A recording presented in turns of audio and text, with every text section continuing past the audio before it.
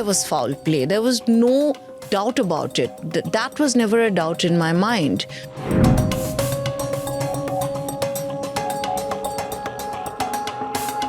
I am going to take out every single piece of evidence that has not been produced here, because I am going to prove that all of this is all bogus. How does a skull that has been cut open with a saw become an intact skull 3 years later?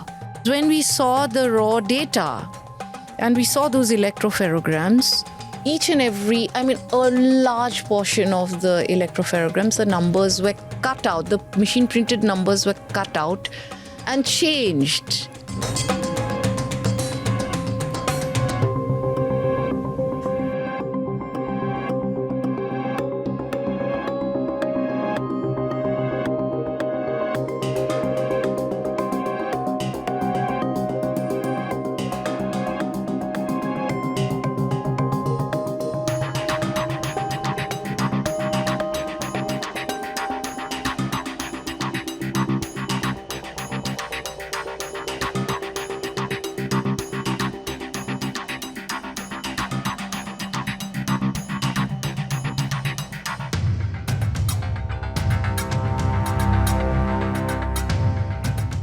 I did not understand what a DNA report looks like.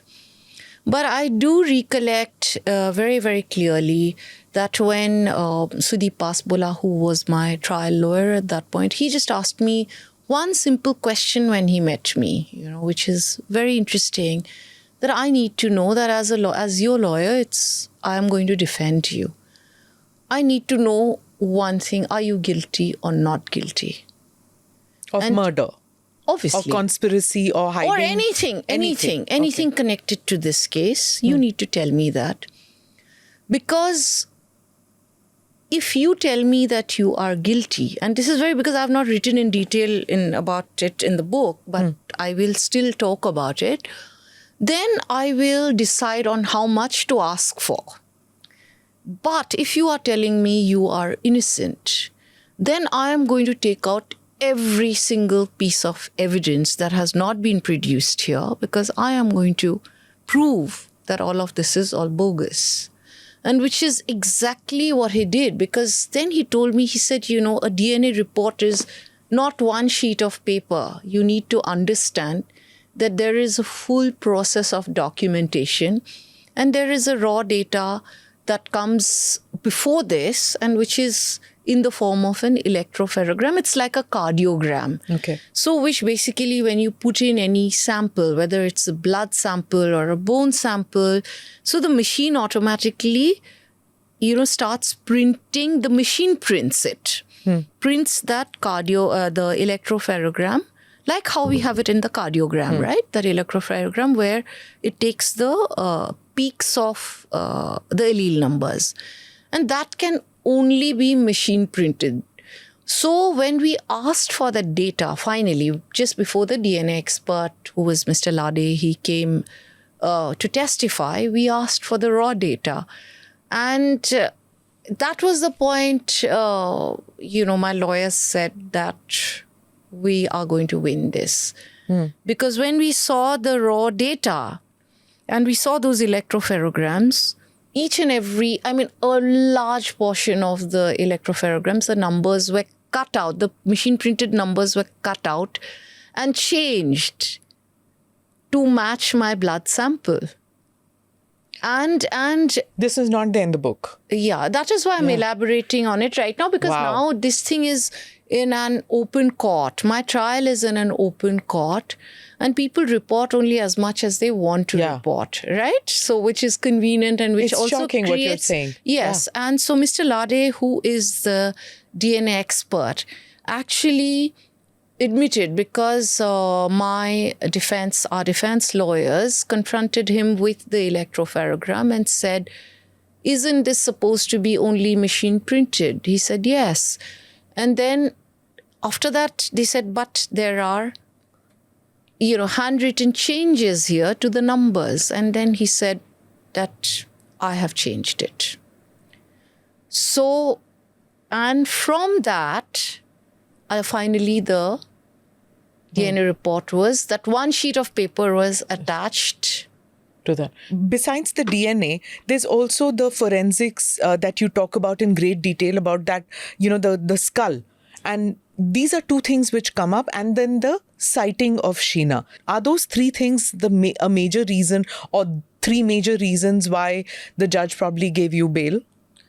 I am not going to talk about the decisions of the court right now because the matter is sub judice. So I don't want to talk about the decisions. But what I can talk about is the evidence that has already come on record, because the trial is in an open court. But whatever has come on record, I can talk about that. Apparently in 2012, this is as per the statement, as per the case, that is the crux of the case, that in 2012 May, apparently, which of course they state in 2015, somewhere in a part of Maharashtra, in a remote part of Maharashtra, a body was found, and that body, a post-mortem was done on that body. And a post-mortem report was prepared by a doctor, Sanjay Thakur, who works with the government. He's from a government hospital. And as per that post-mortem report, which is a part of the charge sheet, it says very clearly, no brain matter. So obviously when he came to depose, the defense lawyers had asked at that point that how did you check whether there was brain matter or no? So he volunteered this information, saying that I had used a saw to make a circular cut on the skull. I cut open the skull and removed the skull cap, and then saw that there was no brain matter, right? That means the body had been rotting, and that's why this brain matter goes. How does a brain matter go? No, you forget about that part of it. Okay, that is of no relevance at this point in time. All right. Okay, so we are talking about the skull. Now, of course, as per the charge sheet, that same body, was allegedly supposed to be my daughter's body, right? Of course, also there was no DNA test done on that body. So I don't know how they came to that conclusion. On that particular body, there was in 2012. In 2012. But anyway, so their claim was that body which was found in 2012 is the same skeleton that they brought and presented in court. But what they did was they came and presented a skull which is intact. There is not even a single mark on the skull. So, and which has been confirmed. We've all seen it, okay? That skull that they presented, confirmed by the head of forensics from Nair Hospital, also by the head of forensics from AIIMS. They have confirmed that the skull that has been produced is an intact skull. So, how does a skull that has been cut open with a saw become an intact skull 3 years later? Correct? Is that when you had inkling that... I did not have an inkling. I was convinced. Okay. I was convinced. Obviously, I knew there was foul play. There was no doubt about it. That was never a doubt in my mind.